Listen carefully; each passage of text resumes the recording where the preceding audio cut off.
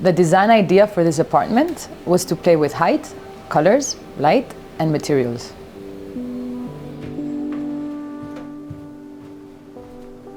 I grew up between the city and the countryside, and one of my favorite books was The Baron in the Trees by Italo Calvino. I would spend weekends up in a huge fig tree with my comics, music, and everything I needed to make it through the day. When thinking about how to design my house, I wanted to bring back that feeling.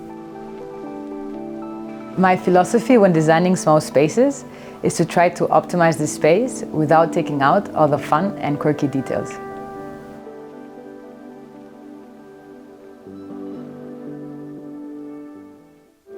Whether it's multifunctional furniture or a multitasking smart touchscreen like the LG Stand By Me, innovations like these maximize every inch in a small apartment. The LG Stand By Me has an adjustable 27-inch intuitive touchscreen. It supports AirPlay and NFC, allowing you to easily wirelessly mirror your phone, tablet or laptop to the screen. Perfect for working from home. We love the multiple adjustment options that let you comfortably use the screen no matter where you are. Like watching Never Too Small in your living room, or in the kitchen following a full recipe. You can also easily check the weather before planning your day.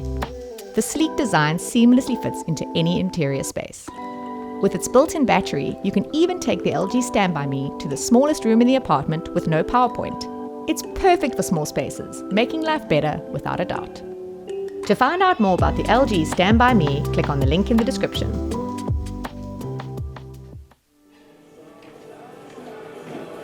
The apartment is located in the Rastro neighborhood of Madrid, in Spain. The area feels like it's frozen in time. Neighbors are friendly and there's a strong sense of community. Most of the neighborhood is pedestrian, and in summer people put down tables in the street to chill and chat during the hot evenings. The building was built in the 1940s, which is actually quite new for the area. It was likely built for out-of-town workers who moved in to get a job in the industrialized 40s and 50s. The building has 3 floors. I live in the apartment on the top floor of the building. The apartment was originally 29 square meters. It had relatively low gypsum false ceilings and it felt very cramped. The first thing I did after getting the keys was to peek through the false ceiling and see how much extra space I had available. To my relief, there was enough space for a loft. When looking for architectural inspiration, I was drawn to Cube House by Terje Moe in Oslo. He promoted the use of height and the idea of self-building, which is what I tried to do in my own apartment. I have built everything that I was able to do so myself through learning about different techniques. And just like Cube House, I enjoy my apartment to be an ongoing work in progress. There was a small bathroom by the entrance, a kitchen in the hallway, small bedroom, a living room, and a tiny balcony. I removed the false ceiling to create a loft area for the new bedroom. The walls of the old kitchen and bedroom were also removed. This created an open kitchen, dining, and living space. The kitchen was moved to a spot where it can receive more natural light. I then added stairs to access the loft space. The loft also includes a gangway with a study desk and a cozy nook for the bedroom.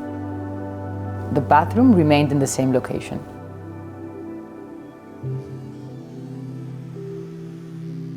When entering the apartment, there's a short hallway. On one side, the walls are exposed bricks painted in white. On the other is a wall of red plywood that hides the entrance to the bathroom. I covered the original tiled floors with a white epoxy resin so that it could reflect the natural light coming from the skylight above. At the end of the hallway, the apartment opens to a combined kitchen, dining, and living area. The ceilings here are a lot higher, which helps make the space appear even larger. The kitchen was designed to be flexible and work around whatever activity that is required. The art wall in the kitchen is made from pieces that are mostly made by my friends or young local artists. For this kitchen, I decided not to have an inbuilt cooktop, but instead use a portable electric one when needed. I just take out the appliance I need and pack them away when not in use. This frees up counter space and also helps to keep it clean and spacious. I hid the split system air conditioner behind a perforated plywood box, with holes to let the cool air out. The table is quite large for a small apartment, but I prefer to prioritize space for a large table rather than a large sofa. This large table works as the epicenter of the space, making it a comfortable surface to eat with friends, work, and unpack groceries on. When I was traveling in Hong Kong, I found a red lampshade and is now used as the pendant light in the kitchen.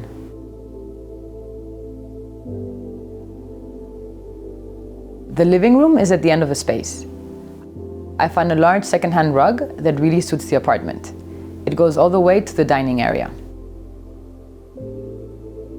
The sofa can turn into a guest bed for when my family visits.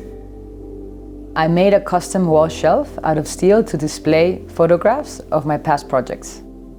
The living room features a TMC lamp and a yellow wall fan, which I co-designed and produced. We named it the Flexo fan.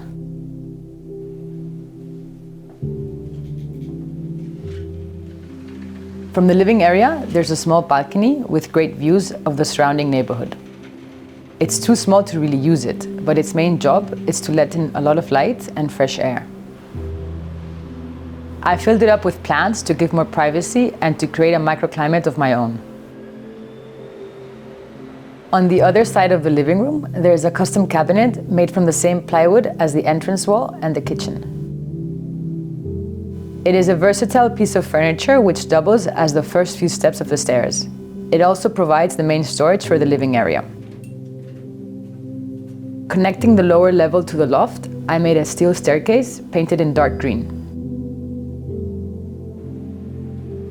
At the top of the stairs, there's a quiet gangway. There's just enough space for a slim desk where I work sometimes, and a bookshelf that I welded together myself. The table is made from orange plexiglass and lets the warm light through to create interesting shadows. It is also reto-illuminated with an LED strip, so it also serves as a lamp at night.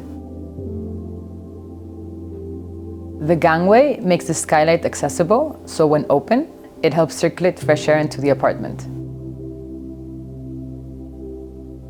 I have always enjoyed what I call bathtub spaces.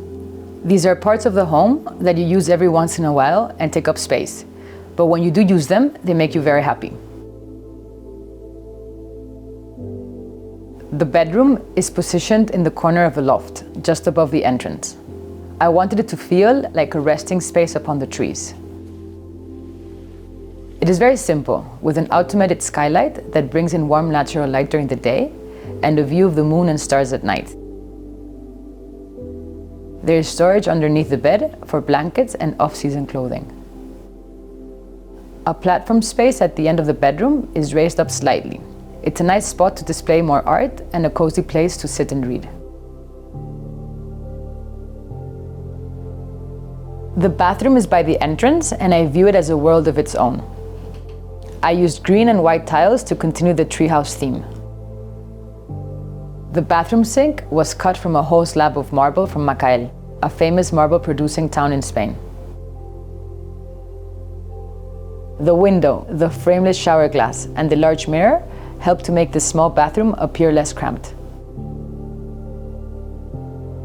When you design a small space, you try that all the objects you design have a double use.